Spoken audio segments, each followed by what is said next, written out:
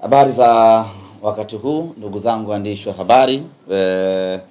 Asanteni kwa kuja kwenye mkutano wetu huu, mkutano maalum, mkutano wa kifainali.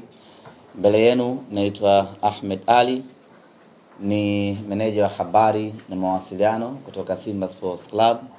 Niko na ofisa kutoka benki ya Azania ambao wao ndio wadhamini wakuu kwenye fainali hii ya Simba Sports Club dhidi ya RS Berkane, na muda ukifika tutamsikia atatueleza na wao kwa upande wao wamedhamiria kufanya kitu gani kwenye udhamini wao huu.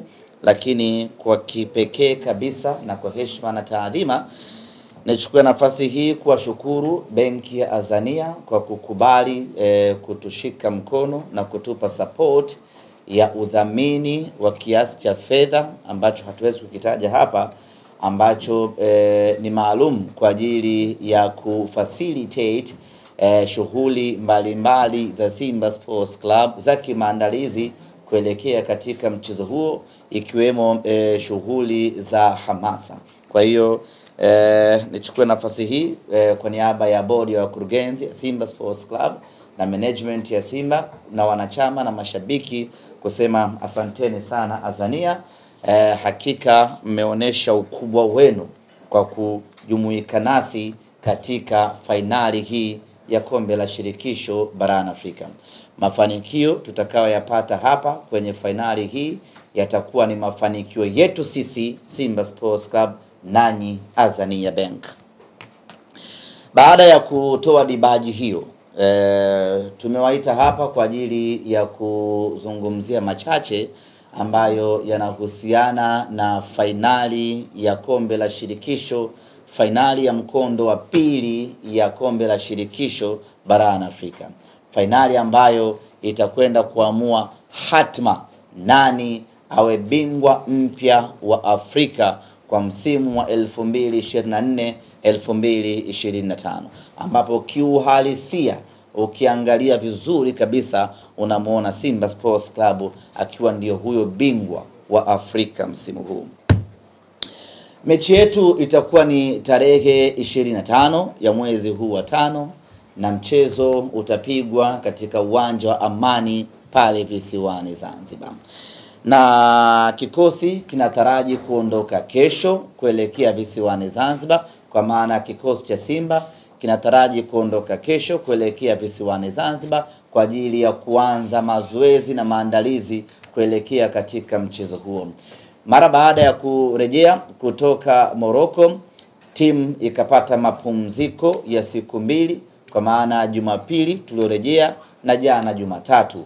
Leo Jumanne kikosi kinarejea mazoezini na kuingia moja kwa moja kambini katika uwanja wetu wa Mo Simba Arena kwa ajili ya programu hiyo, na tutaondoka kwa pamoja kesho kuelekea Zanzibar kwenda kuanza kambi yetu ya maandalizi kuelekea katika mchezo huo.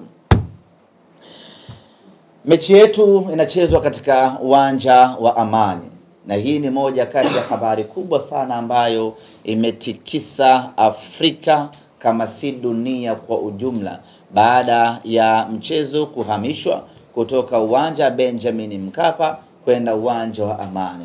Wengi wetu wa Tanzania, wa Afrika na wanasimba kwa ujumla tulitegemea, tulidhani, tulitaraji na tulijiandaa na uwanja wa Benjamin Mkapa, lakini isiyokuwa kawaida, mechi hii imepangiwa uwanja mwingine, uwanja wa Amani. Tunafahamu ya kwamba taarifa za mechi yetu kupelekwa uwanja wa Amani ni taarifa ambazo zimemhuzunisha kila mwana Simba, ni taarifa ambazo zimemshtua kila mwana Simba, ni taarifa ambazo zimemtia unyonge kila mwana Simba. Lakini hatuna budi kukubaliana na mabadiliko haya, hatuna budi kuheshimu maamuzi haya, na hatuna budi kuyafuata maamuzi yaliyofanywa na wenye mpira wao, kwa maana ya shirikisho la kandanda barani Afrika CAF.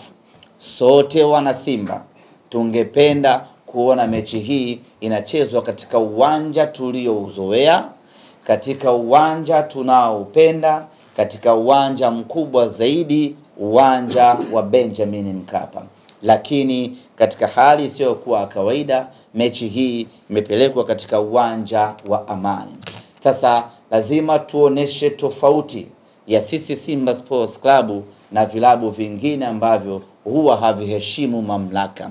Wakibadilishiwa ratiba ya mchezo wanaanza kung'aka. Sisi Simba Sports Club lazima tuoneshe level kubwa ya professionalism. Tayari mabadiliko yamefanyika, hatuna budi kuishi kwenye mabadiliko hayo. Tayari ratiba imeshatangazwa, hatuna budi kuanza maandalizi kuelekea kwenye mabadiliko hayo.